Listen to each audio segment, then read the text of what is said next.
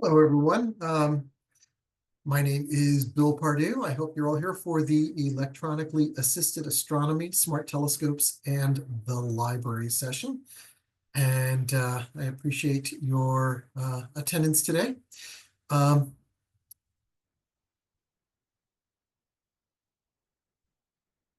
and I also want to thank the San Jose State University School of Information for being the organizers of the conference and their assistance in getting all this pulled together. Today, I'm going to present on the topic of electronically assisted astronomy, smart telescopes, and the library. I hope that everyone is enthusiastic about that. I will say, as a matter of background, my history in the library, I've been a librarian since the early 1990s. I'm at the Arlington Heights Memorial Library, which is a library northwest of Chicago, about 25 miles northwest of Chicago. We're a community of about 75,000. And we are fairly well funded, I will say that. And we have a pretty significant library of things. So that's kind of the context I'm coming from.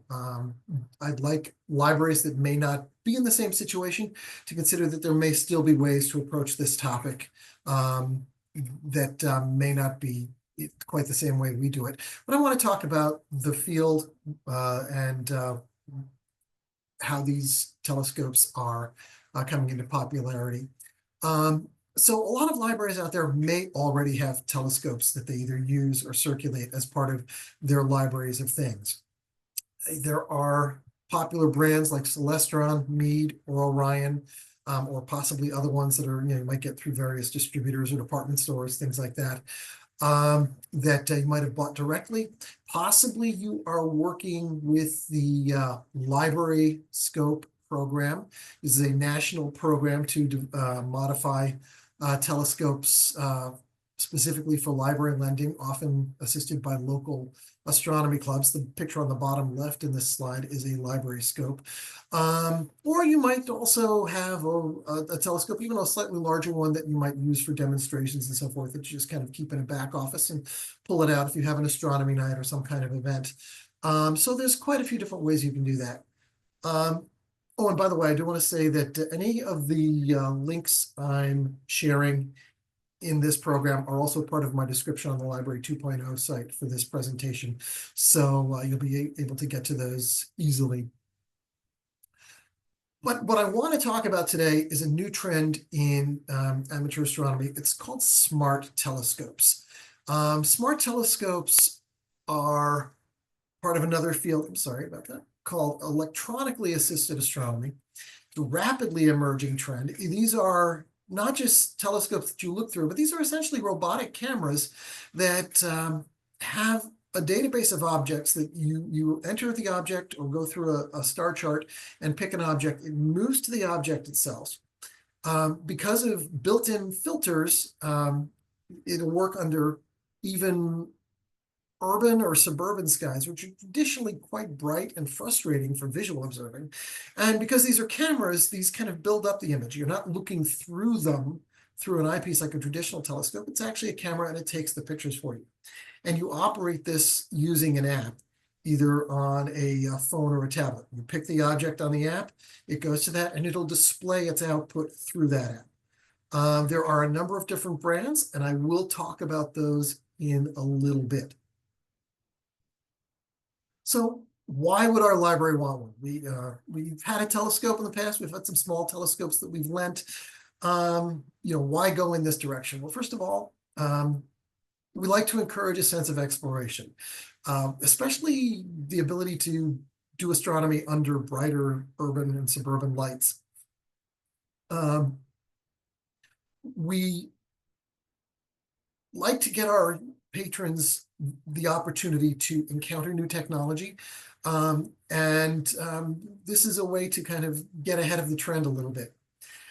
It's also within our library of things There's some expense involved with this, but we're not wildly out of the range of other things that we're already lending in our library of things. Game controllers, cameras, projectors. We do lend those. We do that with some intrepidity, and we think that that's going pretty well. So when the discussion came of, hey, could we add something about astronomy? That was a natural thing to do. Now, I knew a bit about this because my own personal background is that I've been an amateur astronomer since the 1970s. So I was able to come off the top of my head and say, hey, there's this new kind of thing out there that we could lend. And also, we will have occasional staff-run events that having this kind of telescope could be very useful for. So the device that we chose was called the C-Star S50. It's actually made by a company called ZWO, and the current price for that is $549. They are a Chinese company, so we don't know, as of yet, tariffs in the United States have not hit that yet. So I think a lot of retailers built up some stock before that happened. So that price is kind of what it is pre-tariffs. Don't know down the road if tariffs are going to become an issue. So please keep an eye on that if you're going to look into buying this device. Just quick specs on it. It's a 50mm wide lens, what they call a refractor telescope. It's got a 250mm focal length, a 2-megapixel sensor, so it's not a giant image, but it creates very nice images for its for the equipment that's built into it. The field of view it gives you is approximately the size of the full moon. So it's a fairly wide field of view, not a giant field of view. It's very good for things like nebulas, galaxies, star clusters. It's a little tricky with the planets. It's beautiful views of the moon and the sun. There's a built-in light pollution filter, so when you are using it under bright nighttime skies, it can help cut down the nighttime light for some of the for certain types of objects. And there's also a solar filter that comes with it that you can attach to it if you are going to do imaging of the sun. And it runs off of an app that's either for iOS or Android. You just get that from the Play Store or the App Store and install that on your device, and that controls the C-Star wirelessly. I can talk to you about these points of just how does the C-Star work, but you know, you're going to connect it to your phone, etc. You're going to choose from their lists and so forth, but I actually want to give you a quick video to walk through this. So I'm going to bring this up,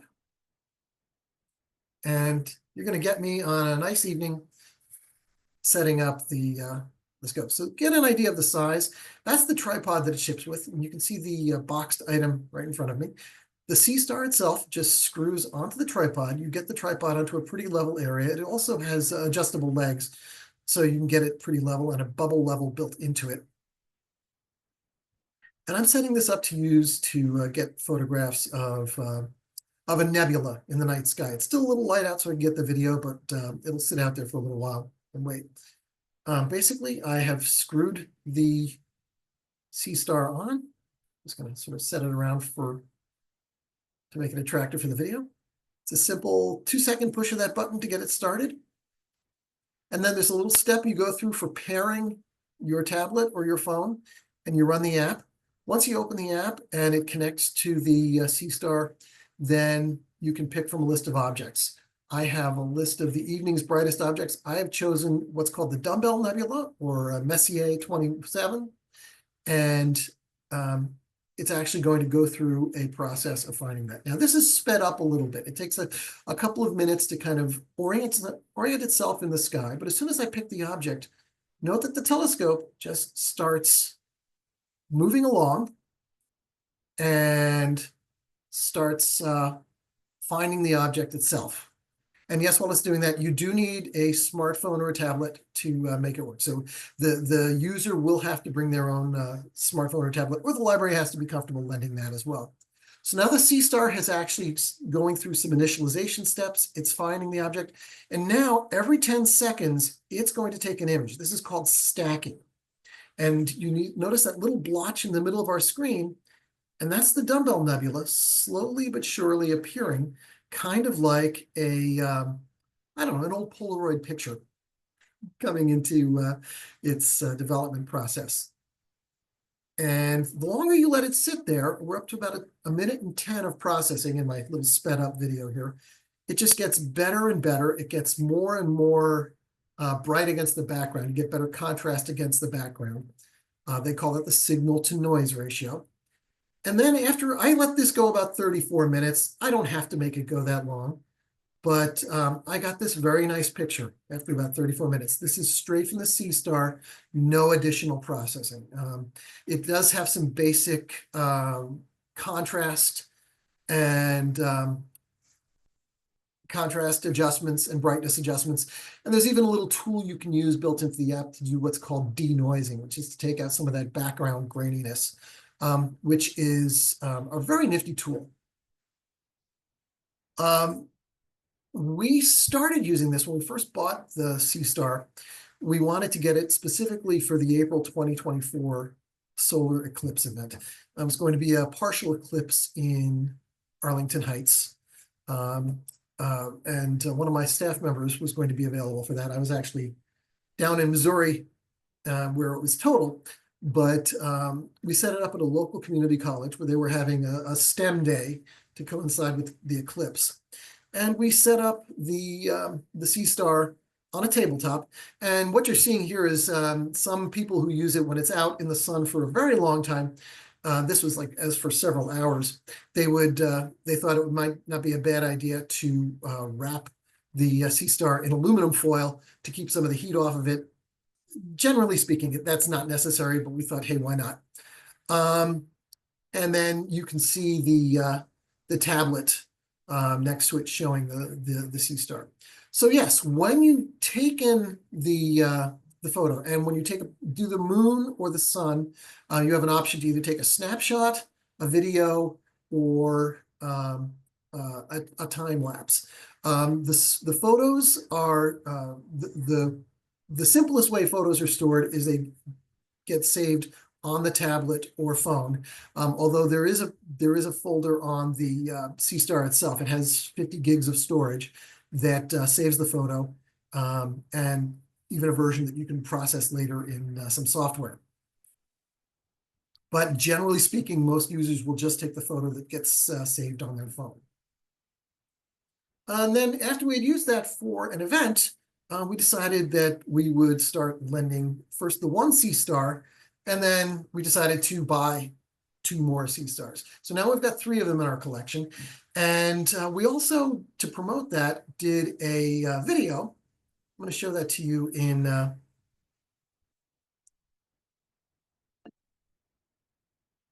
don't know if you have audio here, but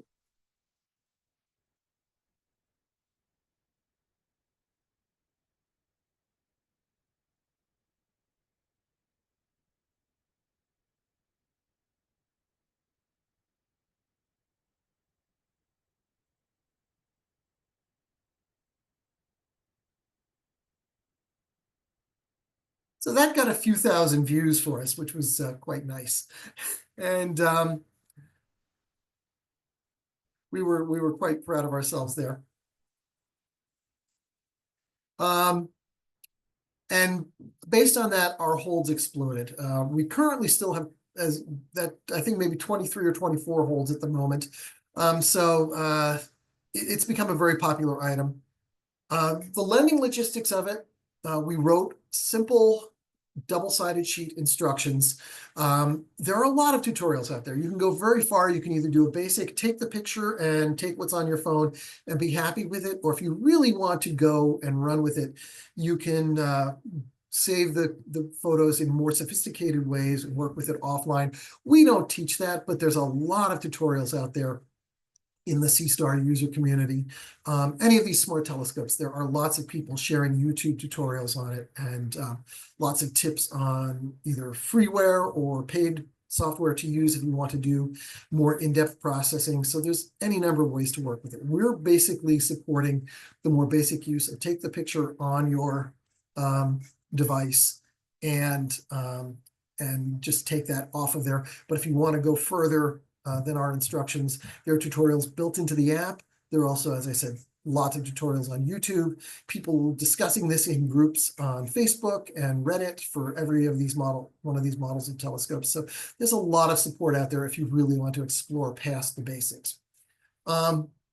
We lend the devices up to a week. They could get up to 4 renewals if there are no holds. We have not had a situation in which there are not holds, especially since that video went out.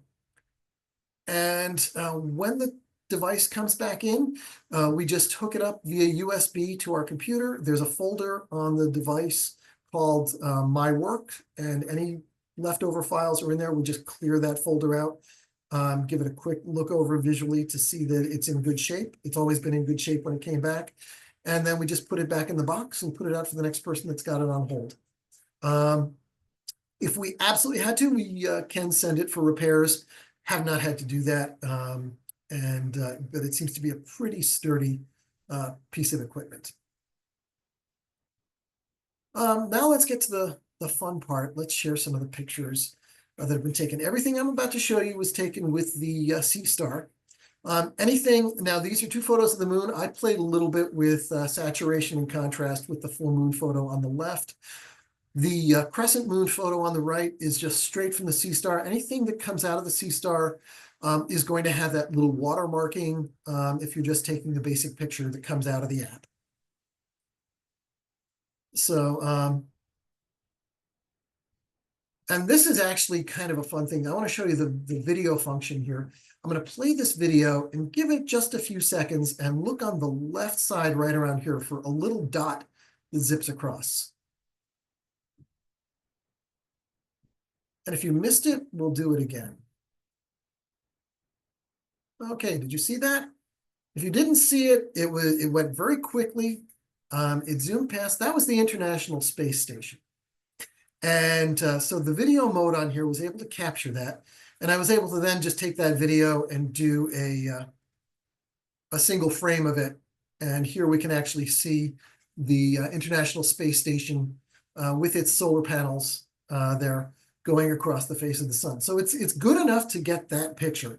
And those other black spots are sunspots that happen to be on the face of the sun that day. These are, once again, these are just basic photos taken from the Sea-Star. The most that we've done on these next few shots is a little bit of contrast and brightness adjustment that's built into the app. The one on the left is the Orion Nebula. This is a bright nebula in the belt of the Sword of Orion, right below the belt. Really interestingly, the one on the right, it's called the Horsehead Nebula. It's not the greatest picture. It's kind of grainy, a little bit washed out. But the amazing thing about this is I took this picture directly next to our library on a bright suburban street on an evening that I was demonstrating the Sea-Star to our library board. This is visually almost impossible to see even from very dark sites without pretty good equipment. The idea that the Sea-Star was able to get this picture, it took about 20 minutes to get this level of saturation, but to do it through city lights because of its light pollution filter, I think that was pretty amazing for a piece of equipment like that. And it really shows its possibilities for things like programming, say like a library astronomy night and so forth. Galaxies. On the left, I've got a picture with 2 galaxies, M81 and M82, called Bode's Galaxy and the Cigar Galaxy. And on the right-hand side, it's called Leo's Triplet. These are 3 pictures. You can see I was patient here. It took a bit. These pictures actually started showing up pretty well after only a couple of minutes of viewing. So if I wanted to stop and just see and then move on to the next thing, it doesn't always have to be 30+ minutes between objects. You start seeing these things within a couple of minutes on the screen. And if you want to stop and move to the next thing, that works fine too. The object on the left is called the Eagle Nebula, or Messier 16. That little part in the middle of it is famous from Hubble pictures called the Pillars of Creation. On the right-hand side is a supernova remnant in Taurus called the Crab Nebula. On the left-hand side in this picture is a globular cluster called the Great Hercules Cluster. This is something like 500,000 stars all gravitationally held together in one big globe in the sky. And then on the right-hand side is a supernova remnant called the Veil Nebula. Once again, this is also fleetingly dim. That this could be captured in suburban skies with no particular preparation, just kind of telling it to point to that and go to it and take the picture is pretty amazing. So once again, I can't say how much I appreciate the ability to do this with this type of device. Now, if you do want to process a little bit, these two photos I took onto a PC later on and used some freeware called Cyril. But just to show you that you can extend a little bit further beyond it, this is called the Rosette Nebula on the left. And on the right is another view of another part of the Veil Nebula. It's actually a big complex of nebulas. So I can make the stars a little bit sharper, the background a little bit cleaner. But that's just something that's available to you to do with freeware that's commonly out there if you're ambitious and want to move beyond what you can just do with the device. So far, I think most of our users have just been taking pictures with the device and saving what comes through on the C-Star app. So if your library decided to pursue one of these, you'd have to decide, is this going to be for programs only or for lending? If you know, it's not hard to learn. There's a lot of instruction out there, as I said, built into the app and also tutorials, but there is a little bit of a curve. I'd suggest somebody on your staff might want to just take the time to learn it a little bit. Somebody who's a little interested in the sky, but they don't have to be a longtime amateur or anything like that. A lot of people are actually buying this as their first astronomy device and doing a lot of really good work with this. If you're going to lend it to your patrons, do you want to do more in-depth training? We actually chose not to. We lend a lot of our library of things devices sort of as is, and we let the person learn from the instructions or tutorials that exist out there as to what they want to do. So we've chosen not to do that, but it's certainly something that you could do. Just decide who's going to check it in upon return.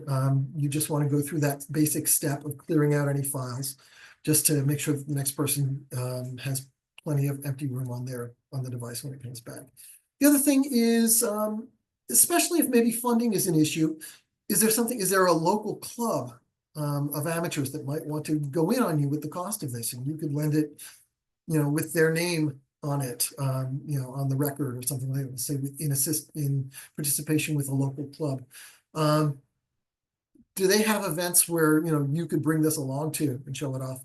And maybe also if you wanted to pursue a more in-depth training regimen for your staff or your patrons, maybe a local club could do that, because I almost guarantee you that any local club of any size will have some members with some sort of smart telescope in their own collection. So let's talk about the companies that are out there. As I said, we use the C-Star. The C-Star made by ZWO, and there's a link to those in the description for this program. They make two products, the C-Star S50, which is the one that we bought. The C-Star S30 is a little less expensive, a little bit smaller. It has a little bit wider field of view. There's a little bit of trade-off in sort of how dim the objects are that you can get, but it's still does a very good job. I've seen great photos out of both of these. Their major competitor is a product called the Dwarf 3 by Dwarf Lab. It comes in at around the same price as the C-Star. It's a 30 millimeter wide lens. It's about $550 for the device. It's another $89 for the mini tripod, but you can also maybe use a tripod that's already in your collection for that. There's a big gap here. So these two objects come in well under $1,000. The next step up in this field is well over $1,500. So keep that in mind. I would personally think that you probably wouldn't want to lend an object like this, but maybe this would be something more for if you wanted to use it for demonstrations or events. There's a budgetary issue, obviously, with some of these. The main companies are Vaonis, which has a product called the Vespera, Unistellar, which has a product called the Odyssey and another one called the EV Scope. And then the one that just came into the market here is a company called Celestron. They sell a lot of telescopes. They're one of the major manufacturers of telescopes in the world, and theirs comes in around $4,000. I would be hesitant to buy this unless you knew that you were really going to do a lot of things with this. I probably would not lend it, but just so you know that that market exists between that $1,500 and almost $4,000 range. I'm expecting most libraries that do this would probably look at either the Dwarf Lab or the C-Star products. These are some of your major retailers. This is not an endorsement for any one of them. You can also buy directly through the manufacturers themselves. Once again, their links are in the description for this program. These are US retailers. You may need to look elsewhere if you are out of the country. But these are all major retailers of astronomy equipment in the United States. So I appreciate your time. I'm looking forward to any questions you might have. And I hope you've all enjoyed some of the pretty pictures.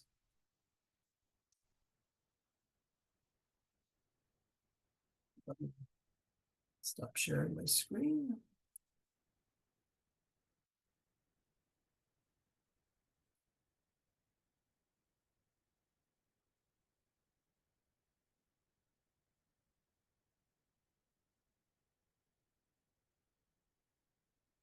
Okay, do I see any questions here?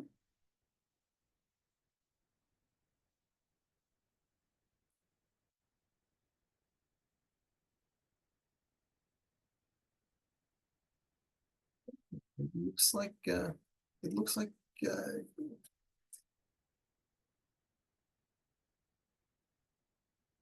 we don't have much going on. Has anybody been encouraged to look into this?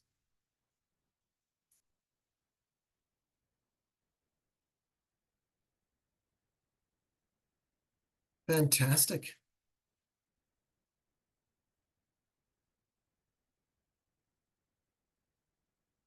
And I'm willing, I was, when I planned this program, I was under the belief that we were the only library that is lending those. I just found out that the Fremont Public Library, which is actually in our area, just started lending two of them themselves. So I am no longer able to say that we're the only ones who lend it. And there may be others out there, I just haven't heard of them. So I'd love to hear about some more, and maybe we can get a little community of libraries who are lending smart telescopes.